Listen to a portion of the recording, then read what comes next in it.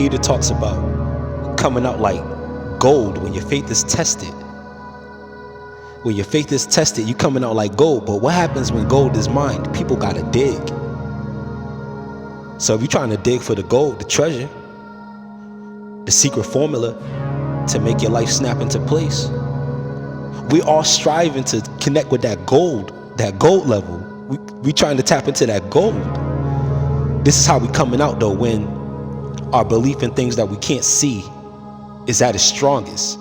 That makes us like gold, like worth gold, because we could just make anything happen without any physical tools.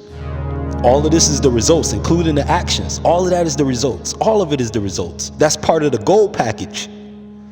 Gold package, you get not just the room, you get concierge. You get treatment that will extend beyond the city, into the marketplace. You'll have discounts on certain stores. This is gold. Now you're hearing it out of the one of Peter's letters in the Gospels. Well, after the Gospels, in one of Peter's letters. But I'm flipping it where you could use it right now, because you got something special in you that's like gold. Tap into it. How do you do that? Hold on to the things that you can't see, particularly on the positive that you want to see happen, that you want to be a part of. Yeah, acknowledge the situation you in if it's the opposite. Let that be fuel for your fire though. Don't let that be the thing that'll tie you down. Don't let that be the tranquilizer that's gonna stop you, make you sluggish. Don't let that drag you down. Don't let that pull you down. You almost have to play with it when you're like envisioning it. You don't want to be super duper serious. Yeah, it matters serious, but when you go into it, keep that creativity.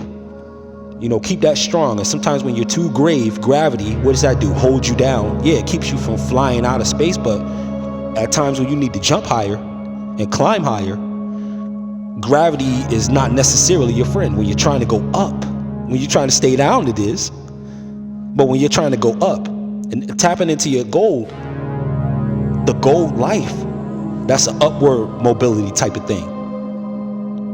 So your faith is going to be tried. So you're going to be digging into different compartments of you, and anything you dig into the ground, that's just dirt. That's the only material that you can dig into is dirt. That's where you're getting the gems and the gold and the raw stones.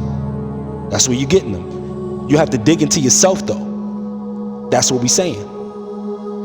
Using the Bible though. Like, you just dig into yourself. Like, some of the stuff you ain't gonna want to dig into. It's gonna be your past, it's gonna be mistakes. You gotta look at all the stuff where it's your fault, other people's fault. You gotta look at all that stuff because you're digging, remember? You're looking for the gold. The gold is somewhere there, is usually in your childhood somewhere. Look at the first thing that you was good at. And usually it's that, because you basically came on the planet with a propensity to do that. So that's you. Usually we take the long way home. We doing 40 years in the wilderness circling when we could go straight across the street, a 5 days journey. All the distractions in life can do that too. When we just like get caught up in the winds of this thing and that thing, we may not be touching our purpose at all and would have worked 15 to 20 different jobs, making good money, but not tapping into our purpose at all in this, because we're just doing what we got to do to survive and make it. But it's supposed to be more aimed, because we're talking about tapping into gold. If you want gold, if you want bronze, then no, just jump from the next thing and do the survival thing. Learn how to swing from vine to vine. That's another lesson. But if you're reaching for a gold level of life, and you're probably going to have to be at least gold to be time proof, considering the events of this era anyway. So to strive for gold, to tap into it, dig into yourself. That time, people, and circumstances are trying to dig into you anyway, but dig into yourself. All of this is psychological. You know what I'm saying?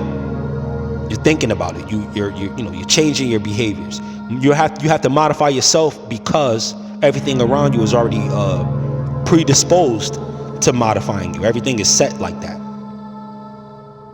So you would have to be grabbing the wheel at all times, and especially more like cars that automatically try to correct you. They could be driving you to your destruction if you ain't careful. You seen it. Anybody with those newer cars, right? We talking about tapping in the gold and staying on the path and staying focused. But sometimes when things are too automated for you, those moves won't be as as precise as spirit, as you feeling it and making a real judgment call. The computer is just going to say, hey, you're over the yellow line, but the computer don't know that somebody's double parked in front of you, and you got to go over the line in order to not hit the car. You know what I mean? So you want to grab the wheel when it's like, when we talk about tapping into your faith, tapping into your goal, tapping into the things that only you believe in. That's what we're calling faith. You understand? This is not a religious conversation at all.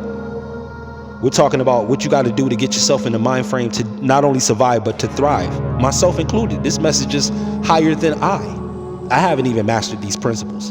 I'm just telling you what the truth is. If you're better at following it than me, hey, we going you know, take some notes from you. That's what this is all about. But somebody got to put it out there at least. And truth be told, the entire Bible can be taught this way, where there's not an ounce of religiosity in it, and everything is routed towards you being the greatest self, having paradise, heaven on earth, all of that. Everything is coded though. Like, you're not supposed to be believing in, you know, this or that. You know, well, you know what? I shouldn't say what you should or should not believe in, but the real power is in something very logical and very down to earth. But you just got to be able to read the metaphors. If you could do that, then you'll see that the process is very simple, and it's typically repetition. And this is what keeps it pure, no matter what its intentions were. And that's another conversation too, with a lot of controversy on top of it. Tapping into your gold is a very controversial thing. You know, the human body really does have a certain amount of gold, literally. And this is about what? De-escalating inflammation and certain connectivity amongst the joints and ligaments. There's a percentage of literal gold in you. To tap into that though, and to tap into the golden life, you got to be willing to dig into your own dirt. Of course you do this privately. You're not going to air your dirty laundry, but dig into your own dirt. Not to say that you have anything that's wrong with you that's bad. That's not what I mean. I mean, dig into your heart, into your subconscious, search your thoughts. Always try to go over your life every day, like as far back as you could remember. And, you know, keep trying to put as many puzzle pieces together. That's what I'm saying. And that's how gold is, because you're burning away the impurities. If you want that thing to be polished, it's going to be raw already. You're just cleaning it off with heat. That's all the trials are. It's just polishing you. You know, yeah, it'd be BS. It'd be a whole bunch of, you know, it feel like it's a waste of time and all of that. I get it. But all of this is polishing you, everything, whether it be positive or negative. Because other scriptures say that our God is a consuming fire. So anything that's being brought to you is being purified anyway by the filter known as you. Because what did they say God's name is? I am. And who am I?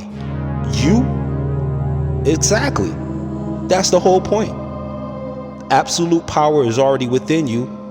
Just believe that you are. Just like I have to believe that I am. That's how that works. That's why he was always saying in the Old Testament, you will know that I am the Lord. You will know that I am. And the Lord means the owner. You're taking ownership of your I, because you are. Keep tapping into your goal, people. Super T Sigma. I'll catch up with y'all in a minute.